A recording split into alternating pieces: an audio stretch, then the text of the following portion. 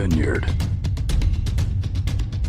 Ven Kellar sat in a slightly reclined position at the table. His bulky frame just about dwarfed the chair he was sitting in. He stared steadfast at the interesting necklace of assorted jewels and animals' teeth which draped around the neck of his host. Mr. Noka, the village minister, sat directly across from Ven, who was soaking in subconsciously the dark details and foreboding overtone of the small room. The table, from what Ven could imagine, was probably crafted sometime in the 1800s. It was riddled with elaborate carvings and swirled etchings that simply were not seen in these present times. A smoky, burgundy-tinted glass oil lantern sat in the center of a tattered cloth placemat. The yellow flame was the room's only light source. It swayed and leaned from left to right as it sent its light through the reddish-colored glass, showering all four walls with its somber glow. A house servant requested permission to enter the dimly lit room in his native African tongue. "Come in, Hakima," the host commanded. Entered the room holding a tarnished silver tray with 2 shot glasses and a well-aged bottle of high-priced liquor set upon it. Ven noticed that the tray upon which the glasses and bottles sat was also a probable costly antique with artistic etchings of a master smith. "Thank you, Hakima. If I need you again, I shall beckon." The servant nodded as he turned to leave. "How long have you been in the village of Black Vineyard?" Mr. Noka inquired. Ven leaned forward to take the shot glass of bourbon that Mr. Noka just poured for him. He rubbed his forehead as he answered. "Well, Noka, about 8 months." "Then you must know the reason as to why I've summoned you," Mr. Noka stated. "Well, anytime anyone ever summons me, the reason is for need of my big game hunting skills," Ven replied. "I can only assume that you are in need of them as well. Perhaps something is menacing your village." He continued to assume where the conversation would go. "Jungle cats, wolves, reptilian predators, am I correct?" he asked. "Mr. Kellar, you are indeed correct about those things," Mr. Noka said. "It is in a dire urgency that I plead for your prowess as a skilled hunter, and that my village has come under attack." There was a brief silence. "But even if you were to combine all the creatures that you mentioned, cat, wolf, reptile, I'm afraid that the result would in no way compare to the evil menace that plagues my people." "I see, I think," Ven replied cynically. "What is it?" he asked. "I'm without an answer, Mr. Kellar. Of course, anyone who has encountered it has died a violent death." Mr. Noka took the bottle to pour him another shot as he grasped for a way to describe the horrible dilemma that faced his people. "The terror began, I would have to say, a little over 7 months ago, when 2 of the most tactful, talented hunters in the village began to discover the dismembered remains of animals." Ven listened intently as he swallowed even another shot. "Sadly, a lot of the remains they found were of animals that richly fed our community. The hunters began to set traps in various locations in the surrounding jungle in an attempt to capture whatever or whoever was responsible for this waste, but turned up nothing." "Nothing?" Ven asked. "No," Mr. Noka replied. "Instead, the findings became much more grisly." Mr. Noka paused and looked at Ven with eyes that were desperate.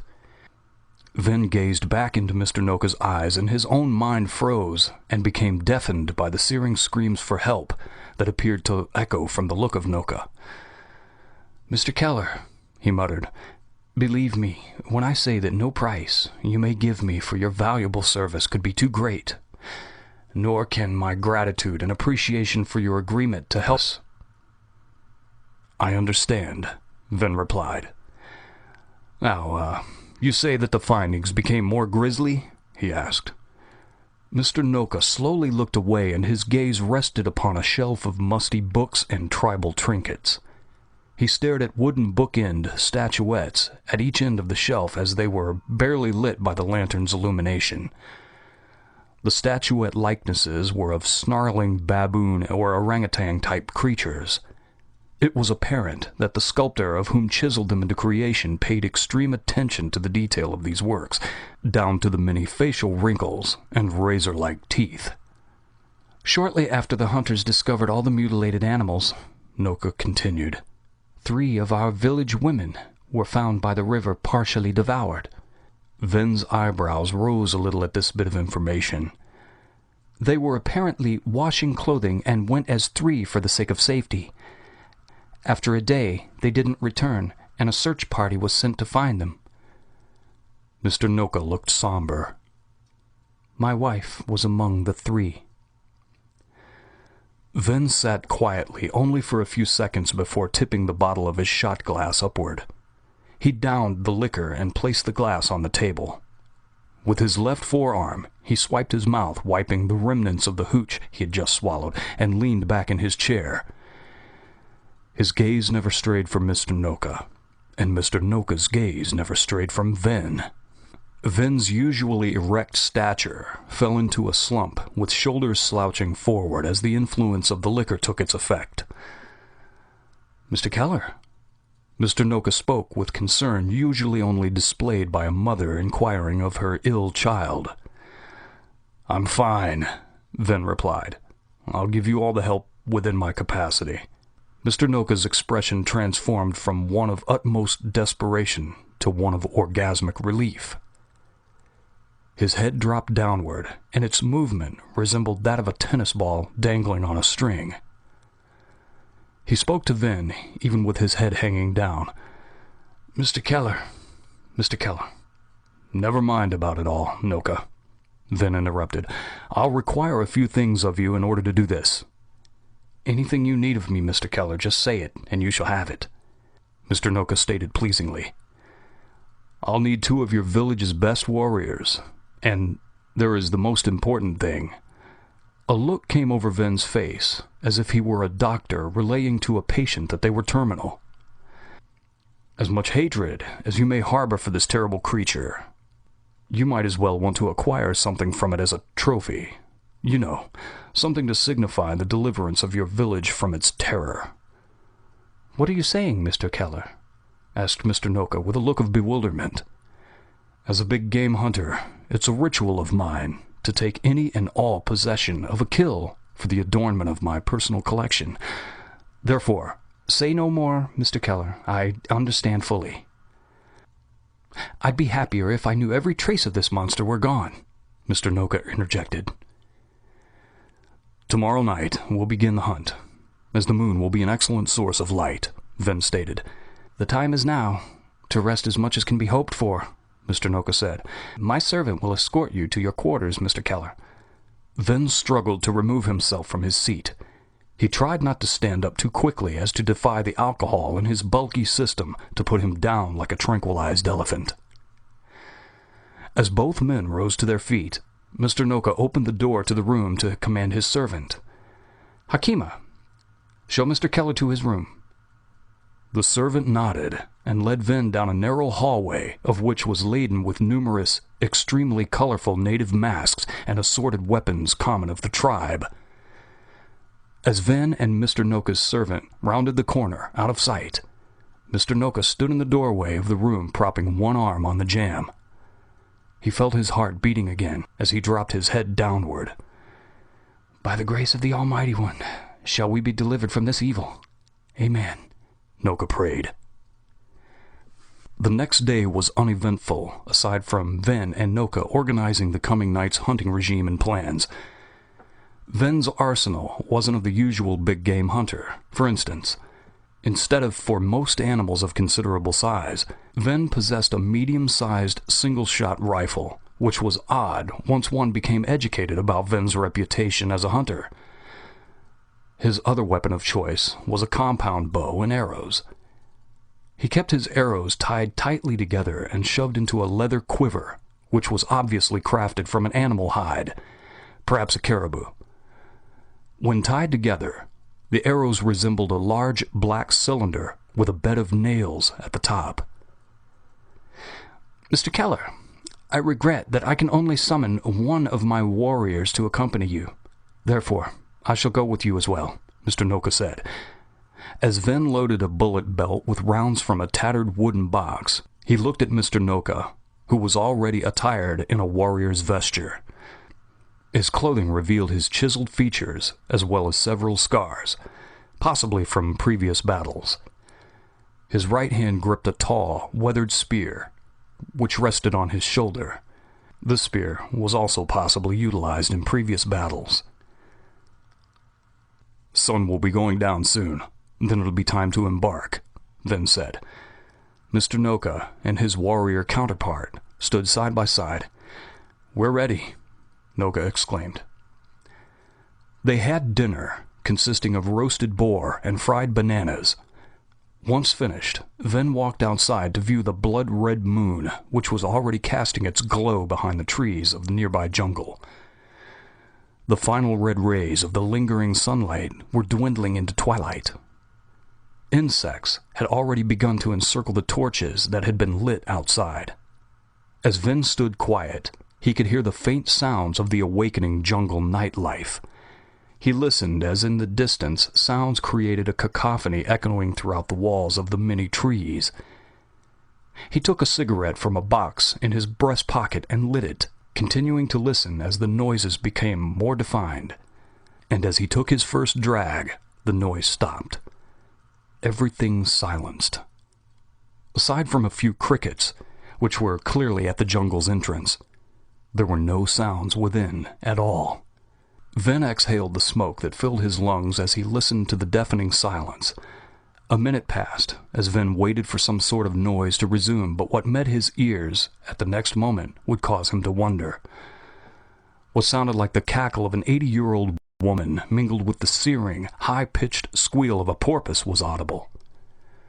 Its distance was obviously in the furthest part of the jungle from where Ven stood based on the echo of the forest and the low-level clarity of the sound. Ven's brow rose as he paused from smoking to continue listening. The noise was real. Not coming from a combination of sources he could tell, but rather coming from the same being. The sounds were slowly growing louder and closer. The noise reminded him of his Aunt Masterly and how she would laugh herself into a coughing fit once she'd get tickled about something. Her face would turn as red as a turnip when she would get going, and she wouldn't be able to calm down until she would light her pipe. Upon that thought, Ven threw his cigarette down and smashed its butt with a pivot of his foot. At that moment, Mr. Noka stepped outside and was also greeted by the disturbing sounds. "What is that?" Ven asked. "That, my friend, is the sound of death," Noka replied. "There has always been a legend about this jungle, Mr. Kellar, as far back as maybe even time itself, that within the deepest jungles of Black Vineyard, the dead never rest. They remain trapped and doomed to stay within the jungle for eternity." Mr. Noka's face became emotionless as his gaze pierced the trees of the jungle. He seemed to stare 1,000 miles beyond the jungle, peering right into the purgatory in which he was describing. "A haunted jungle?" Ven asked it with an arrogant grin. "That has got to be the hokiest legend, I believe, that I have ever heard." "It matters not, Mr. Kellar," Noka responded in a slightly detestable manner. "What is fact is that people have died in there, and whatever did it must be stopped. And so we shall gather our gear and begin," Ven stated assertively. In the hour that followed, the three men began a trek through ant-infested palmetto brush. Ven glanced around, soaking in even minute details of the jungle.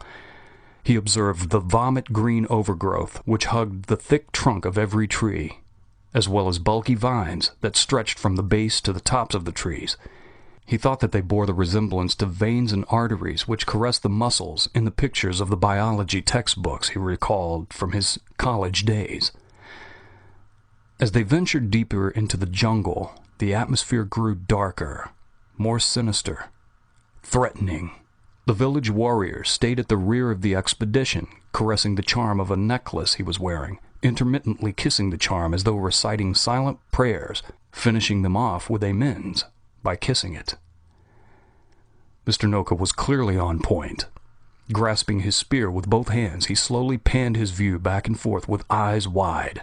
Ven's bow remained draped on his shoulder. He didn't even have the bundle of arrows in his quiver united to ensure quick retrieval in a time of emergency.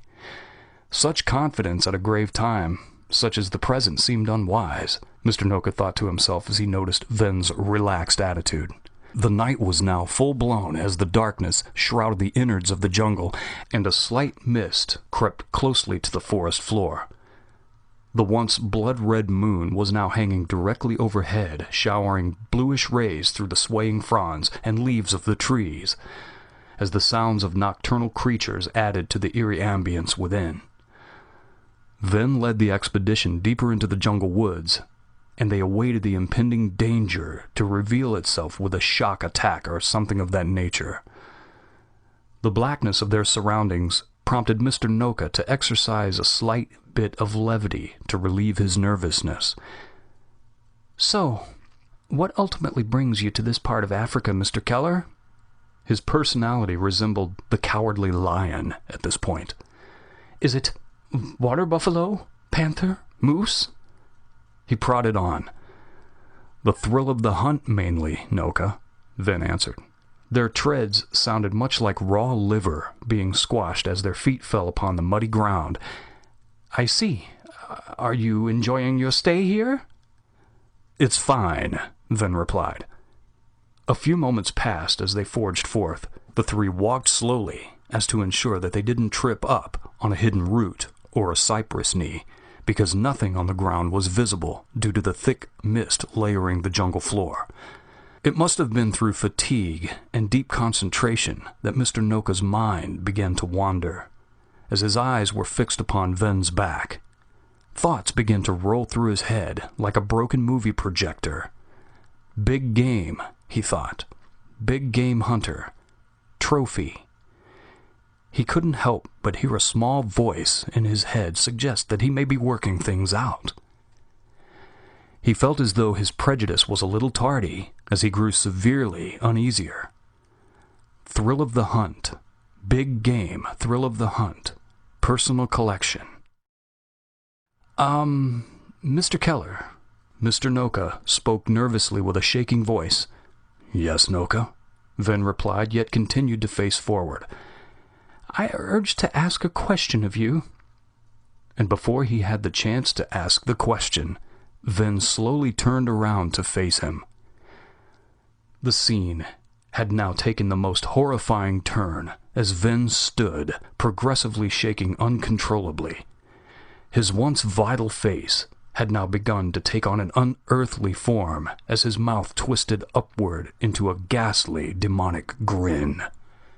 His eyes shined yellow with no iris or pupil and were set in wide sockets, and large beige-colored teeth with oversized canines peered from behind his full lips. Long streams of clear saliva dangled from his curved mouth and vibrated like the strings of a cello as his convulsions grew more severe.